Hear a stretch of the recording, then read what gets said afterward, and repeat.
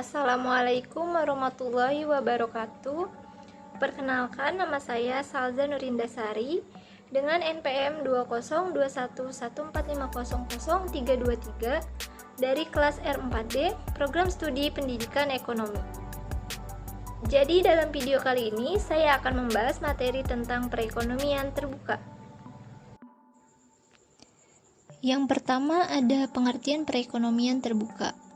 Open economy atau ekonomi terbuka adalah jenis perekonomian yang berinteraksi dengan dunia luar melalui perdagangan internasional, pergerakan modal, transfer informasi, dan pengetahuan teknis dan migrasi tenaga kerja. Adapun keterbukaan ekonomi merupakan ukuran kebijakan untuk mengatur arus barang dan jasa serta arus modal secara internasional, baik dalam bentuk membatasi maupun memperlonggar hubungan internasional antar negara. Arus barang internasional. Salah satu faktor yang mempengaruhi pertumbuhan ekonomi suatu wilayah adalah pergerakan barang di wilayah tersebut. Faktor utama yang mendukung kelancaran arus barang adalah infrastruktur transportasi, baik darat, laut, maupun udara. Adapun faktor-faktor yang mempengaruhi perdagangan internasional. Beberapa faktor yang dapat mempengaruhi ekspor, impor, dan ekspor neto suatu negara yaitu 1. Selera konsumen terhadap barang-barang produksi dalam negeri dan luar negeri. 2. Harga barang-barang di dalam dan di luar negeri. 3. Kurs yang menentukan jumlah mata uang domestik yang dibutuhkan untuk membeli mata uang asing. 4. Pendapatan konsumen di dalam dan di luar negeri. Angka pengganda pada perekonomian terbuka.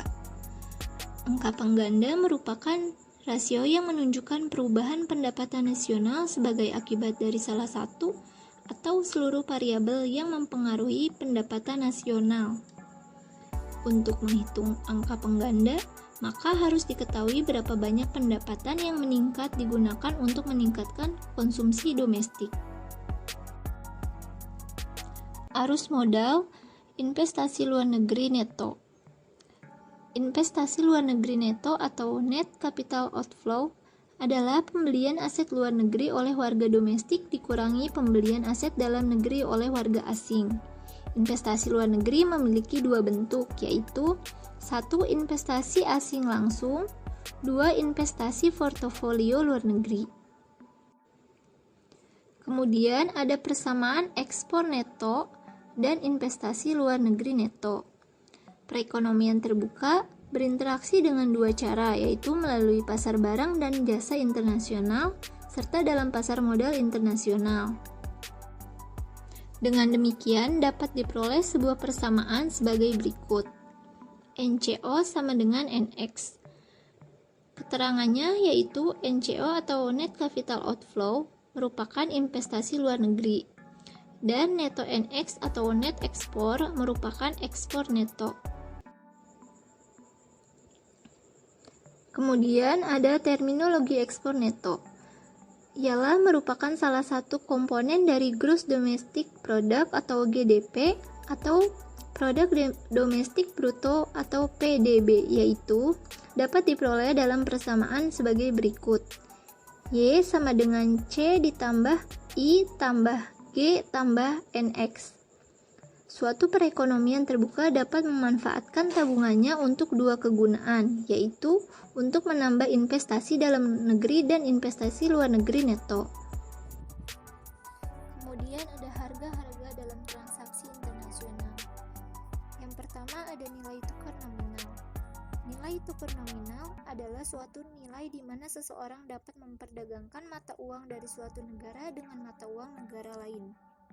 Dan yang kedua ada nilai tukar real. Nilai tukar real yaitu suatu nilai di mana seseorang dapat memperdagangkan barang dan jasa dari suatu negara dengan barang dan jasa dari negara lain.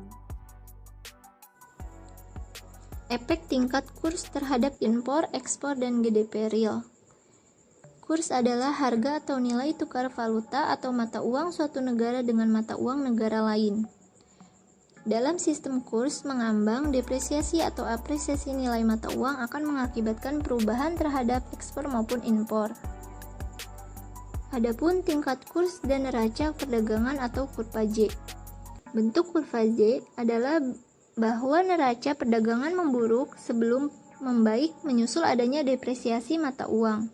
Neraca perdagangan sama dengan menerima ekspor dikurangi biaya impor yang meliputi ekspor dan impor jasa. Tingkat kurs dan harga. Depresiasi mata uang suatu negara cenderung meningkatkan tingkat harganya.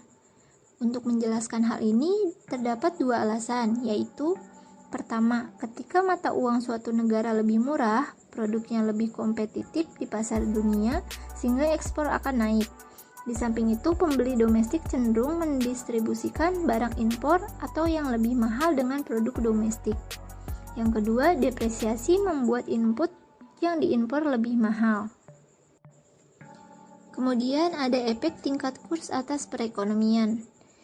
Ketika tingkat kurs tetap, maka rumah tangga membelanjakan sejumlah pendapatan mereka atas impor angka pengganda lebih kecil daripada sebaliknya.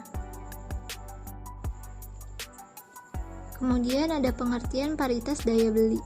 Paritas daya beli merupakan sebuah teori yang diperkenalkan oleh ekonom Swedia, yaitu Gustav Kessel, paritas daya beli atau purchasing power parity. Teori paritas daya beli ini pada dasarnya adalah sebuah cara untuk meramalkan kurs keseimbangan jika suatu negara mengalami suatu ketidakseimbangan neraca pembayaran. Kemudian ada implikasi paritas daya beli. Implikasi penting dari teori ini adalah bahwa nilai tukar nominal tergantung pada tingkat harga. Maka hal ini juga tergantung pada jumlah uang beredar dan permintaan uang di masing-masing negara.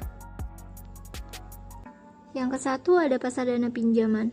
Pasar dana pinjaman adalah bentuk pasar yang ada dalam perekonomian yang menjadi wadah atau mekanisme yang mempertemukan antara permintaan dan penawaran dana pinjaman. Yang kedua ada pasar valuta asing. Pasar valuta asing atau sering pula disebut dengan bursa falas adalah suatu mekanisme di mana orang dapat mentransfer daya beli antar negara, memperoleh atau menyediakan kredit untuk transaksi perdagangan internasional, dan meminimalkan kemungkinan resiko kerugian akibat terjadinya fluktuasi kurs suatu mata uang. Yang ketiga ada hubungan antar pasar dana pinjaman dan pasar valuta asing. 4 variabel penting dalam ekonomi makro yaitu tabungan nasional, investasi domestik, arus keluar modal neto, dan ekspor neto. Kemudian yang keempat ada equilibrium pasar dana pinjaman dan pasar valuta asing. Di dalamnya ada pasar dana pinjaman dan investasi luar negeri neto. Pengaruh kebijakan dan peristiwa terhadap perekonomian. Yang pertama ada defisit anggaran pemerintah. Defisit anggaran adalah selisih antara pengeluaran pemerintah dengan penerimaan pemerintah yang sama dengan jumlah utang baru yang dibutuhkan pemerintah untuk mendanai operasinya. Yang kedua ada kebijakan perdagangan. Kebijakan perdagangan merupakan kebijakan pemerintah yang secara langsung mempengaruhi jumlah barang dan jasa yang diimpor atau diekspor oleh suatu negara. Yang ketiga ada instabilitas politik dan pelarian modal.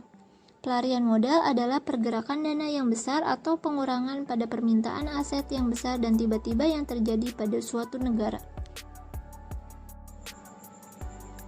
Demikianlah materi yang bisa saya sampaikan.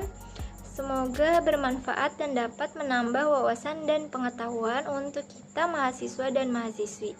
Terima kasih. Wassalamualaikum warahmatullahi wabarakatuh.